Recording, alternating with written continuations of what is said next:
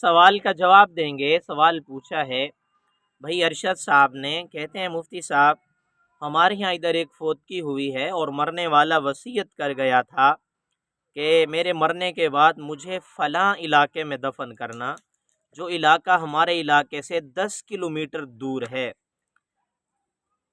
کیا میت کی یہ جو وصیت ہے یہ معتبر ہے یا نہیں ہے؟ کیا اس کو 10 کلومیٹر دور دفن کیا جائے یا اپنے ہی علاقے میں جدھر وہ فوت ہوا ہے، جو اس کا اپنی اصلی علاقہ ہے، ادھر ہی اس کو دفن کیا جائے؟ اس سوال کا جواب یہ ہے کہ یہ جو وصیت اس نے کی ہے کہ مجھے فلاں جگہ دفن کیا جائے، یہ وصیت اس کی باطل ہے، یہ صحیح نہیں ہے۔